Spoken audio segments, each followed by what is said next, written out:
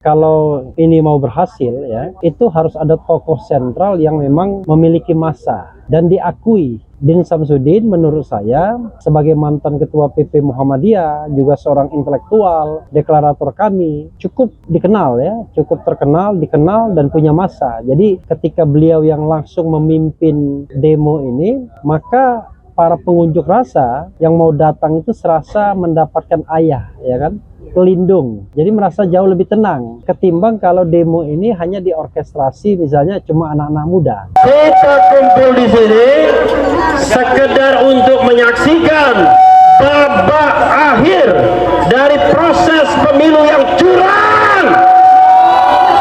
Sekali lagi, pemilu yang curang.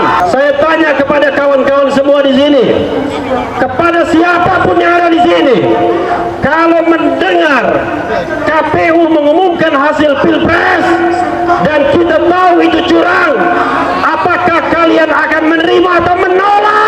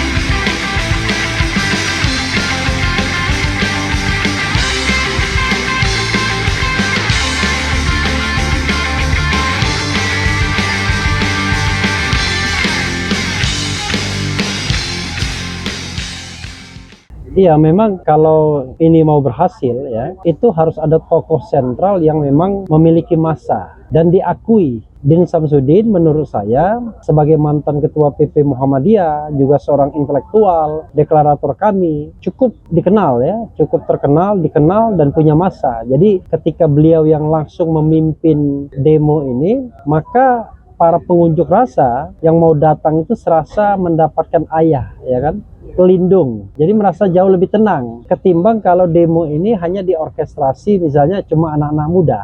Anak-anak muda di depan, frontliner. Tetapi orang-orang tua ini yang harus menjadi pengayomnya. Dan ini terbukti ketika Prof. Din turun, kemudian Jenderal Farul Rozi turun, ya, Maijen Sunarko turun, itu memang demo atau unjuk rasa jauh lebih banyak partisipannya. Dan ini memang tanggal 19 ini entah kenapa saya dengar teman-teman dari daerah ya itu memang memilih tanggal ini untuk datang dibandingkan tanggal yang lain. Saya tadi ketemu dari Medan, dari Banten, Jawa Barat nggak terkira, kemudian dari Jawa Timur ya. Jadi mereka memandang bahwa ini demo yang paling tidak mereka harus datang. Nah, mudah-mudahan kita punya demo yang jauh lebih besar dari ini agar kita bisa duduki DPR. Karena kalau DPR tidak diduduki, perubahan politik tidak akan terjadi. Karena diperkirakan kalau misalnya kita tidak bisa menduduki DPR, maka ya pemerintahan tidak akan pernah jatuh.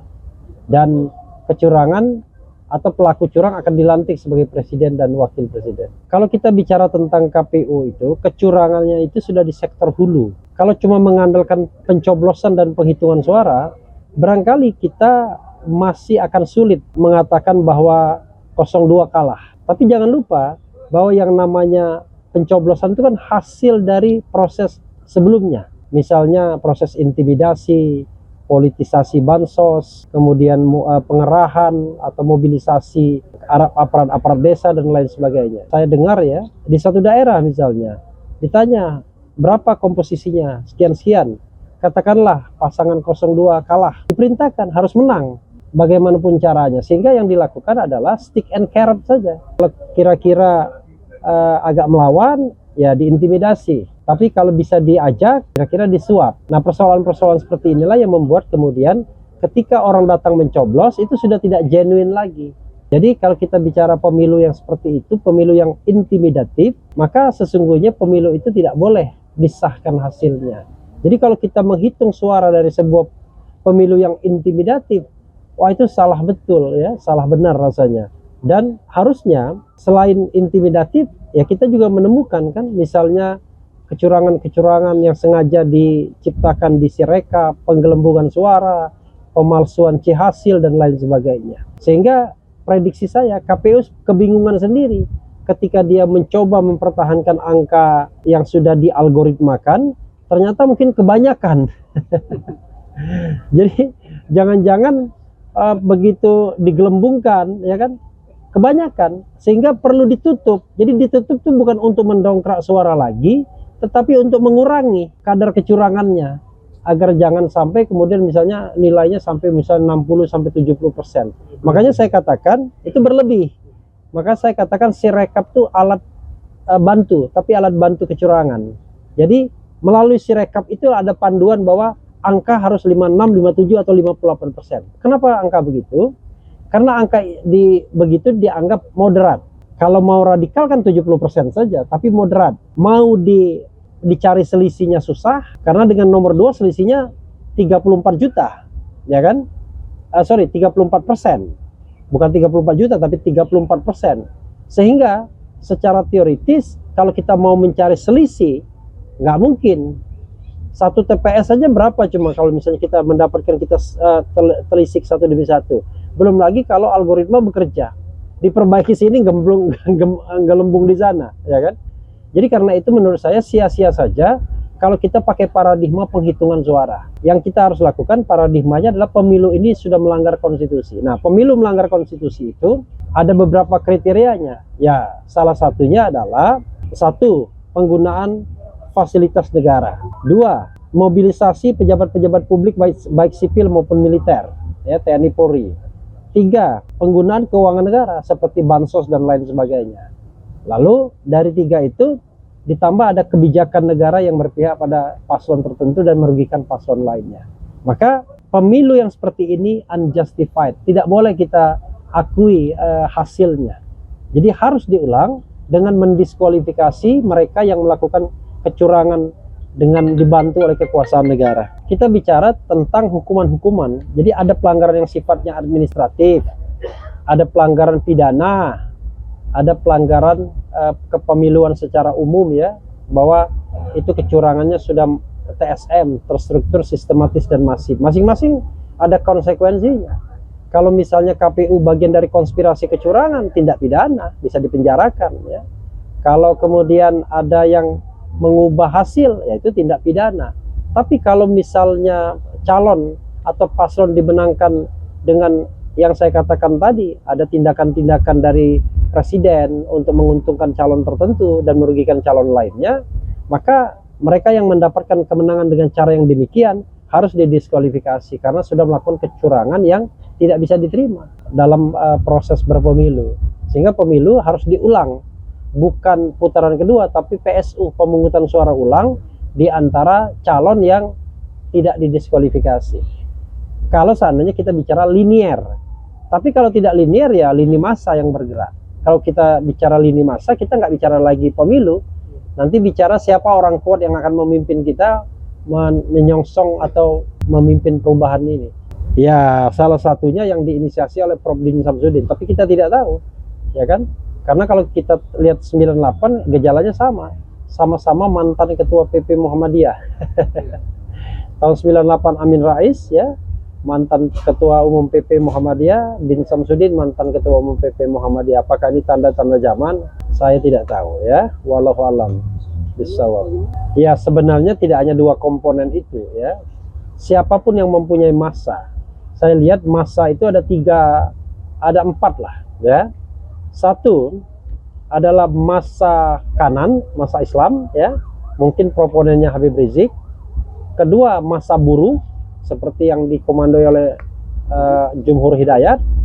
Kemudian massa intelektual, ya, massa yang relatif bebas yang sekarang dikomandoi oleh Prof. Din Samsudin, ya kan. Dan jangan lupa massa paslon. Massa paslon itu mayoritas sesungguhnya di sini, ya. Massa paslon itu juga banyak orang-orang yang sebenarnya terafiliasi dengan 01 ataupun 03. Jadi 4 massa itu Saya udah sebutkan masa mahasiswa ya. Masa mahasiswa juga. Jadi kalau mereka itu berkolaborasi dengan satu gerakan, saya kira selesai ini. Cuman persoalannya adalah mahasiswa selalu mau eksklusif dia. Jadi misalnya demo yang besar ini nggak mau turun dia. Padahal apa salahnya? Bahu membahu, toh perjuangannya sama kan? Menegakkan kebenaran, keadilan, amar ma'ruf nahi mungkar.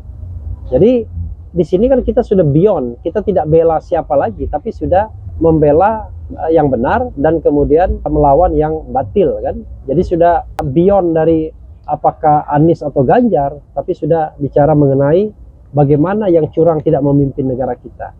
Perkara siapa yang memimpin ya itu soal nanti, tapi yang paling penting jangan orang curang yang memimpin negara kita kan.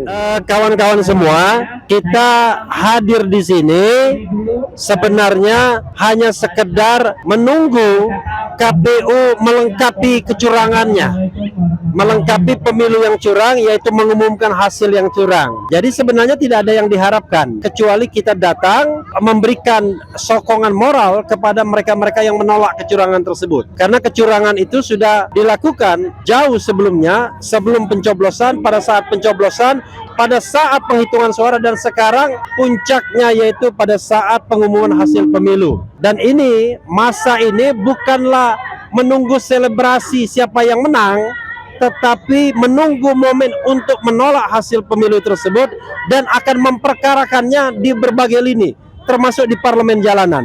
Mudah-mudahan dengan penolakan ini makin terlihat kepada rakyat Indonesia bahwa pemilu ini securang-curangnya sudah berlangsung dengan kecurangan yang sangat terstruktur, sistematis dan masif. Prediksi Bang Rafli, keputusan dari ini prediksi, keputusan dari KPU nanti apa prediksi? Tidak ada yang kejutan, karena ini kan proses rekapitulasi yang sudah kita lihat. Maka yang jadi masalah adalah nanti kita tinggal cocokkan angka KPU dengan angka quick count-nya, ya, sekitar 58%. Makanya saya katakan bahwa prosedur untuk curangnya ini secara analitik ya adalah dengan menggunakan Sirekap. Sirekap itu adalah alat bantu, tapi alat bantu kecurangan. Jadi Sirekap di set terlebih dahulu, diperkuat oleh quick count. Sirekap berevolusi persentasenya, tapi tetap mempertahankan algoritma 56, 57, 58% untuk 02, dan kemudian hasil Sirekap yang kemudian ditutup informasinya sebagian dan lain sebagainya menjadi panduan untuk menetapkan rekapitulasi secara manual. Maka sempurnalah kecurangan dari sisi pencoblosan, penghitungan dan pengumuman hasil. Tetapi kalau kita bicara tentang kecurangan, kecurangan sudah jauh sebelumnya. Ketika Presiden Jokowi menginginkan bahwa dia ingin 3 periode, perpanjangan masa jabatan, penundaan pemilu. Ketika itu tidak bisa karena ditolak oleh partainya sendiri, oleh Bu Mega, maka kemudian dia menitipkan anaknya melalui putusan Paman Usman, dan jadilah kemudian kecurangan itu bertambah-tambah sampai hari ini, sampai detik ini. Ini kan KPU ini masih ada terkesan dia tertekan. Entah siapa menekan kali ini. Langkah strategis apa saran Bang Rafli kepada KPU biar dia netral? Kita tidak bisa lagi menyarankan apa-apa kepada Komisi Pemilihan Umum yang sudah tercebur ke dalam kubangan kecurangan. Karena kalau dia tidak berafiliasi, kalau dia tidak membackup kekuasaan, saya kira yang namanya Hasyim Asy'ari sudah lama diberhentikan sebagai ketua KPU. Bayangkan, ada orang 4 kali melakukan pelanggaran kode etik, 2 diantaranya itu peringatan keras yang terakhir, tetapi tidak diberhentikan. Tidak mungkin kalau dia tidak di backup oleh kekuasaan. Kekuasaan sepertinya sengaja menaruh Hasyim Asy'ari untuk mengamankan semua hasil pemilu ini, terutama Pilpres. Himbauan kepada masyarakat apabila KPU curang. Himbauan kepada masyarakat ya, turunlah ke jalan, penuhi jalan-jalan ibu kota ini, di DPR, di depan istana, di depan KPU, ekspresikan hak konstitusional kawan-kawan semua, bangsa Indonesia semuanya, bahwa kita bangsa Indonesia adalah bangsa besar, bukan bangsa pecundang yang mau diperintah, mau dipimpin oleh mereka yang curang, oleh mereka yang mencari kekuasaan dengan kecurangan, menggunakan kekuasaan, menggunakan uang, menggunakan kebijakan-kebijakan yang tidak adil. Tetapi pesan saya adalah jangan membuat kerusuhan, jangan membuat chaos, jangan melanggar hukum. Karena itu akan menjadi alasan bagi alat pengaman untuk membubarkan aspirasi publik tersebut, untuk menangkapi orang-orang tersebut. Karena itu, tetaplah turun ke jalan dengan damai, peaceful assembly. Dan itu adalah hak konstitusional warga negara Republik Indonesia. Assalamualaikum warahmatullahi wabarakatuh.